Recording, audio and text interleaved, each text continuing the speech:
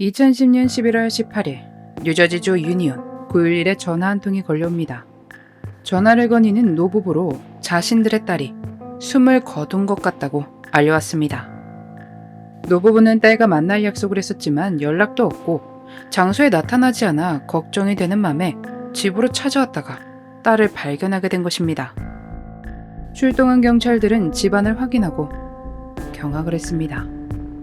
집안 여기저기에 혈흔들이 묻어 있었으며 이것은 지하실로 이어져 있었고 그 길의 끝엔 노부부의 딸 다이앤 잘레스키가 혈흔 웅덩이에 누워 있었습니다. 경찰도 이런 식으로 많은 외상의 흔적을 본 적이 없다며 경악을 했을 정도였습니다. 사건이 알려지고 동네는 떠들썩해졌고 사람들은 두려움에 떨었습니다. 더 소름 끼치는 것은 집을 수색한 바에 따르면 범인은 집에서 샤워를 하고 식사를 한 뒤 집을 나섰다는 것이었습니다. 다이앤의 팔에는 방어흔들이 보였고 그것은 그녀가 범인으로부터 맹렬히 저항했다는 것을 나타내는 것이었습니다. 경찰은 그녀의 모습을 보고 강제적인 관계를 의심했지만 범인이 세척액으로 증거들을 치운 것으로 보였습니다. 그렇게 꼼꼼한 범인의 모습에 낙심했지만 경찰들은 범인의 것으로 추정되는 혈흔 한 방울을 찾아냅니다. 이렇게 거친 소행에 반해 집안에 침입의 흔적이 없는 것으로 보아 다이앤과 알고 있는 사람의 소행의 가능성이 높아 보였습니다. 다이앤은 법률비서로 20년을 일하다 은퇴를 하고 평범한 삶을 살아가고 있었습니다. 그녀는 솔로로 혼자였지만 항상 사랑을 꿈꿨고 다른 사람에게 사랑을 베푸는 사람이었죠. 다정한 사람이었습니다. 그렇게 경찰이 그녀가 어떤 사람인지, 그녀의 주변에 어떤 사람이 있는지 조사를 벌이고 있을 때 연구소에 보냈던 집에서 발견한 혈흔 한 방울에 대한 결과가 나옵니다만 범인이 남자라는 것은 확인했지만 특정 인물을 확인할 수는 없었습니다.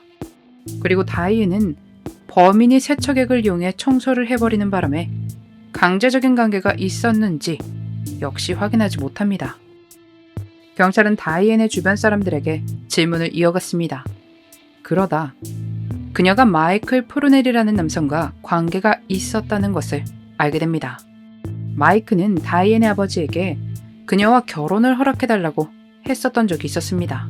그들은 20년을 알고 지낸 사이였죠. 그래서 마이크에게 연락을 해 다이앤의 이름을 말했는데 이상하게도 그는 다이앤을 알지 못한다고 말했습니다. 가족은 그와 아는 사이라고 하는데 그는 모른다고 하니 의심스러울 수밖에 없었죠. 경찰은 마이크를 조사하기 시작했습니다. 그리고 그의 전적이 화려하다는 것을 알아냅니다.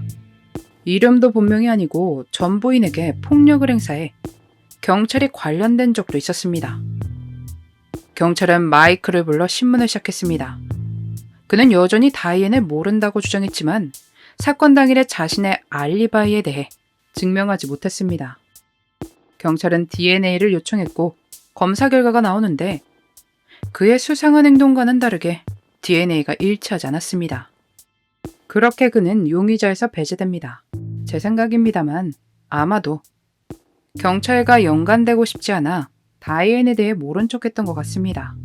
경찰은 다이앤의 집에서 수거한 컴퓨터를 조사했고 누군가 그녀의 컴퓨터를 이용하여 빨간맛 영상들을 본 것과 그녀의 신용카드를 이용하여 물건을 구매하려다 실패한 흔적들을 발견했습니다. 그리고 그녀가 입었던 옷들과 속옷을 수거해 검사한 결과 아주 충격적인 결과가 나왔습니다. 다이앤의 머리 근처에 놓여있던 속옷에서 그녀의 오빠 론의 DNA가 나온 것입니다. 이 검사 결과는 모든 사람들을 충격에 빠뜨렸고 그것은 당사자 역시 마찬가지였습니다. 신문했던 경찰에 따르면 이 사실을 론에게 말하자 그 역시 충격에 빠져 놀란 상태로 어떻게 이런 일이 있을 수 있냐며 대뇌었다고 합니다. 그리고 설명 가능한 가설이 나오는데 다이앤은 평소에 그의 집에서 세탁을 종종 했었나 봅니다. 론의 아내도 함께 신문에 응했고 아마도 그 속옷이 자신의 것일 확률이 있다고 말했습니다. 다이앤과 론의 아내는 같은 사이즈에 같은 디자인의 속옷을 입고는 했다고 합니다. 세탁을 하면서 묻었을 수도 있다는 이야기죠. 또 그날 론은 자신과 함께 집에 있었다고 아내가 주장했죠. 론 역시 DNA 검사를 하지만 발견된 DNA와 일치하지 않았습니다. 이 가설이 놀랍지만 있을 수도 있는 일입니다. 세상엔 말로는 설명하지 못하는 일들이 실제로 벌어지곤 하니까요. 경찰들 역시 이 가설을 받아들였습니다. 수사는 계속 이어졌습니다. 별다르게 앞으로 나아가지 못했지만요. 그렇게 1년의 시간이 흐르고 그녀를 기리기 위해 언론에 보도가 되는데 경찰에 제보가 들어오기 시작합니다. 다른 주에 사는 이 여성에 따르면 온라인 친구와 이야기를 나눴는데 그는 뉴저지에서 벌이는 수사 때문에 걱정이 된다 라는 말을 했다고 합니다. 두 사람은 페이스북 친구로 수년을 알고 지낸 사이였습니다.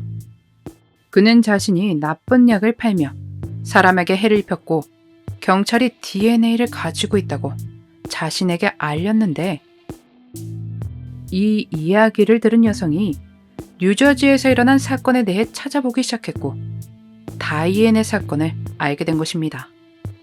그녀는 언론에 알려지지 않은 세부사항인 범인이 집에서 식사를 했다던가 하는 그 내용들에 대해서도 들었다며 경찰에 알렸죠. 경찰은 그녀를 만났고 그 남성의 이름이 아넬 이어우드라는 것을 알게 됩니다. 그들은 아넬 이어우드의 이름을 듣자마자 다이앤의 집 대각선에 살던 가족의 성과 같다는 것을 눈치챘습니다. 사건 당시 주변 이웃들에게 질문을 했을 때 아넬의 어머니는 경찰에게 자신의 아들이 어디 있는지 모른다고 말했었습니다. 나중에서야 그의 아들이 그녀의 집 지하실에 살고 있다는 것을 알게 됐죠. 경찰은 아내를 찾아 신문을 시작했습니다. 그는 당연히 자신과는 아무런 관련이 없다고 주장했었죠. 그래서 그에게 DNA 검사를 요청했고 그는 동의했습니다. 그리고 그는 DNA가 일치하며 체포가 됩니다. 사건 당일 그는 다이앤의 집안일을 돕는 것에 약간의 수고비를 받으며 고용됐었다고 합니다. 그는 다이앤에게 우리 만나볼까? 라며 제안을 했는데 그녀가 거절을 했고 순간적으로 가위를 집어들어 그녀에게 해를 가한 뒤 지하실로 옮겨 버려두었다고 합니다. 그리고 나서 흔적들을 치우고 음식을 만들어 먹었다는 충격적인 당일 일에 대해 전했습니다. 그는 동기는 설명하지 않았다고 합니다. 아넬 이어드는 다이앤을 해한 혐의를 인정했고 30년의 징역형을 선고받았습니다. 다이앤은 종종 10대들에게 정원 손질을 부탁하고 아르바이트 비용을 건네주고는 했는데 아넬도 그런 입장이 아니었을까 싶습니다.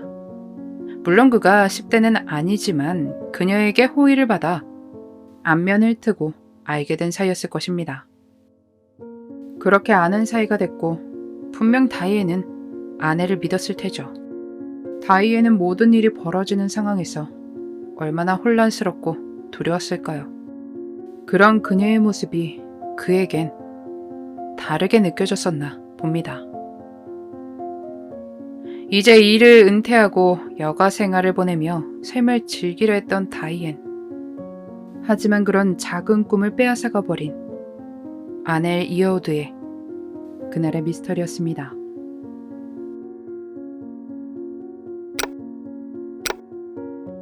마지막까지 시청해주셔서 감사합니다.